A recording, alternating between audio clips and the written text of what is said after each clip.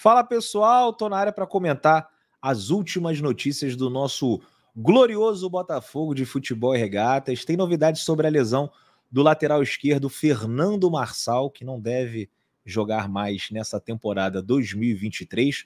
O Botafogo também acabou de divulgar a lista de relacionados para a sessão de tortura, quer dizer, para o jogo de amanhã à noite no Couto Pereira, às 9h30. Dessa vez eu vou assistir de casa, vai ser a terceira vez nesse Campeonato Brasileiro.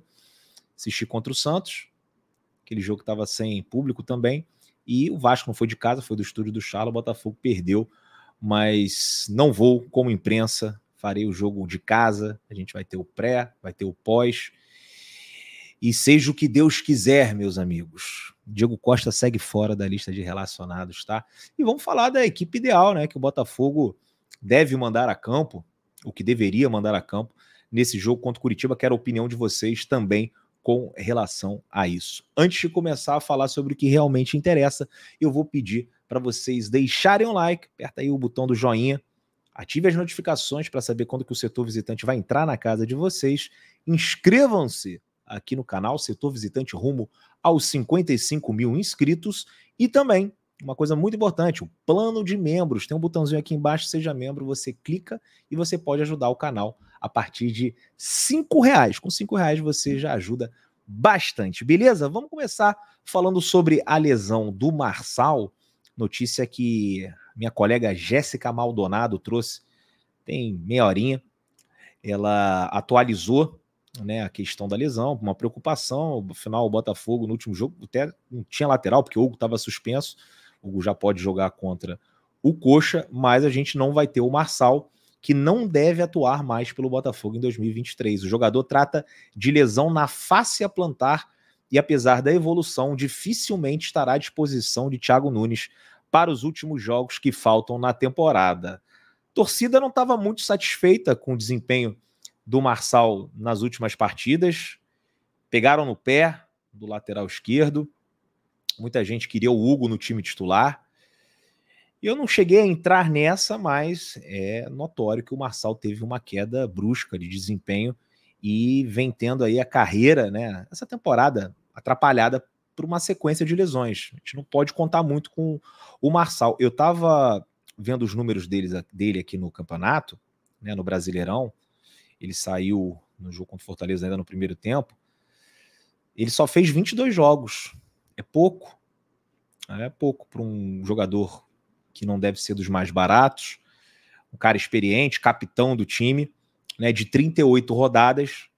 A gente ainda não chegou às 38, mas como ele não joga mais de 38, ele só vai ter jogado 22, sendo 20 como titular. Marçal, que tem 34 anos, faz 35 no dia 19 de fevereiro, ou seja, inicia a temporada 2024 com 35 anos, a gente pode dizer que já não é um bom custo-benefício. Tem contrato até o final de 2024, vai ficar com a gente, mas o Botafogo já tem que começar a pensar num lateral esquerdo, porque Marçal, a chance dele deixar a gente na mão a qualquer momento, numa situação importante na temporada, é gigantesca e só o Hugo é muito pouco.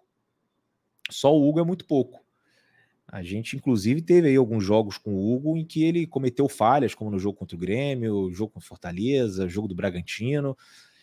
Acho que o Hugo, ok para ser reserva, mas quando você tem um titular que se machuca muito, que já está, né, entrando ali no final da carreira, aí a gente tem que abrir, tem que ligar, aliás, o sinal de alerta para essa posição. A gente tem problemas na lateral direita e pensando em 2024, acho que a gente também vai iniciar com problemas na lateral esquerda. Vamos ver o que o Botafogo vai fazer. Quero saber a sua opinião sobre o futuro de Fernando Marçal com a camisa do Botafogo. Lembrando que tem contrato até 2024. Se o contrato encerrasse no final de 2023, a gente chegava assim, pô, valeu Marçal, muito obrigado por esse ano e meio aqui no Botafogo, valeu, tchau.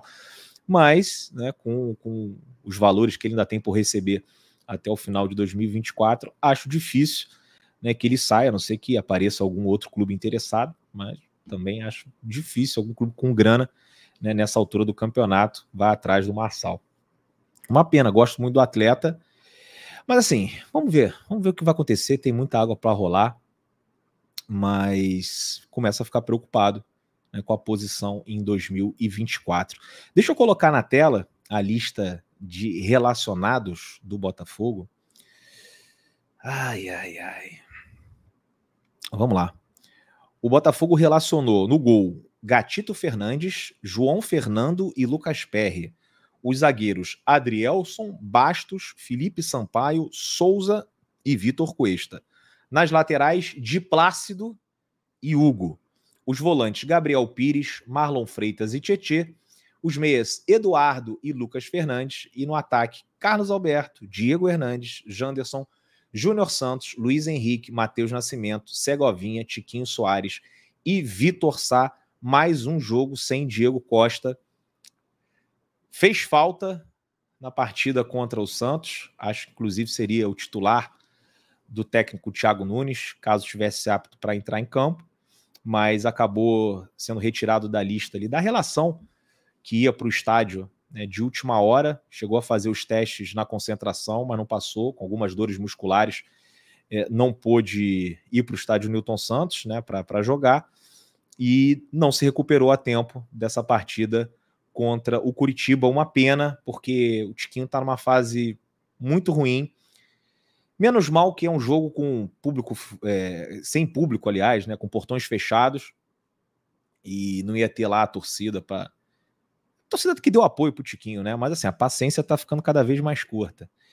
Então, de repente, sem essa pressão que vem da arquibancada, quem sabe o Tiquinho consegue recuperar o seu futebol. Mas se eu fosse o treinador, se o Diego Costa estivesse disponível para essa partida, com certeza seria o meu titular. Seria o meu titular. A gente teve a volta aí, como vocês podem ver, do Matheus Nascimento. Estava sumido, foi pro Pan-Americano, teve com a seleção lá um tempão, mas agora voltou a ser relacionado. Não sei se entra, mas temos aí mais um atacante. No último jogo a gente tinha apenas o Janderson, né, como centroavante. Vamos falar aqui sobre a possível escalação do Botafogo, que o GE também fez uma matéria bem legal. O Botafogo que não vai ter Danilo Barbosa, que talvez venha sendo aí o principal jogador aí dessa tentativa de recuperação do Botafogo, colado ali do Tietê, do Vitor Sá, mas é porque o Danilo também representa uma mudança, né? Um cara que estava entre os reservas e agora no momento que a gente precisava mudar, falou, cara, precisamos trazer alguém daqui, vamos, quem está aqui disponível para mudar? O Danilo Barbosa assumiu essa responsabilidade, fez gol contra o Fortaleza, fez gol também agora contra o Santos, mas infelizmente tomou um cartão ali no final da partida, né, com 40 minutos, e não vai poder atuar contra o Coxa. O GL colocou aqui 3 possíveis formações para o jogo. A primeira aqui, com um volante no lugar do zagueiro, e aí eles até dizem aqui, né, se a decisão de Thiago Nunes for manter a estrutura que deu boa solidez na partida contra o Santos, a forma mais simples é recuar o volante Marlon Freitas para a zaga. O camisa 17 exerceria a função que Danilo Barbosa fez. E aí você tem aqui no gol Lucas Perry, Adrielson, Marlon Freitas e Vitor Cuesta, Tietê na ala direita, Eduardo e Gabriel Pires no meio, com Hugo na esquerda. E na frente o Vitor Sá, Júnior Santos e Tiquinho Soares. O Marlon jogou lá em Fortaleza alguns minutos como zagueiro, na posição ali que o Danilo fez no jogo contra o Santos. Pode ser uma possibilidade. E a gente vai falar mais também sobre esse lado esquerdo, porque o lado direito acho que vai ser Tietê. Ninguém aguenta mais ver o Di Plácido com a camisa do Botafogo, pelo amor de Deus. Mas eu tenho minhas dúvidas se o Hugo entra.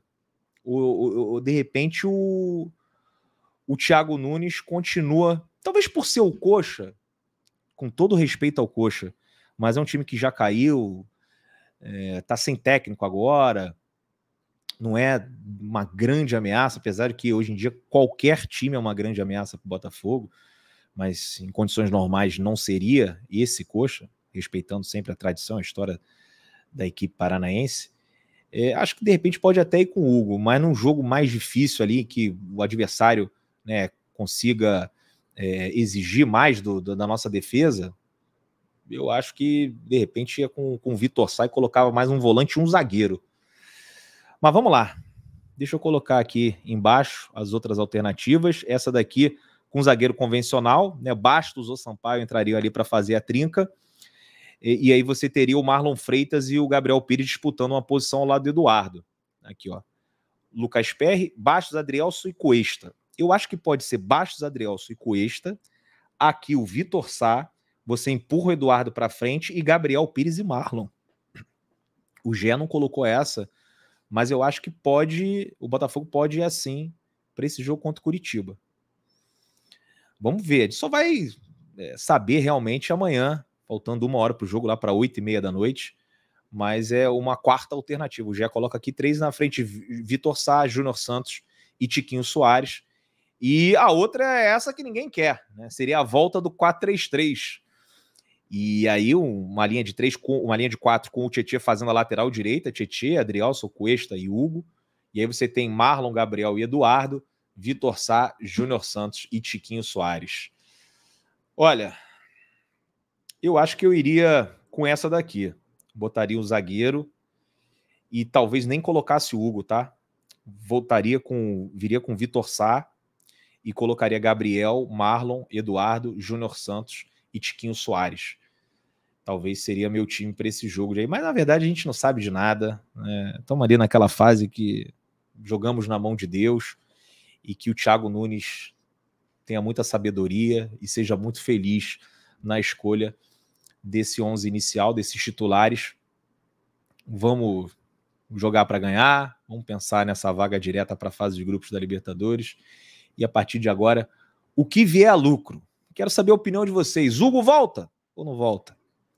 Marlon joga de zagueiro, coloca o Bastos, Vitor Sá mais recuado, Eduardo mais para frente, sem Eduardo, com o Gabriel e Marlon. A gente tem algumas alternativas para esse jogo contra o Curitiba. Quero saber a opinião de vocês.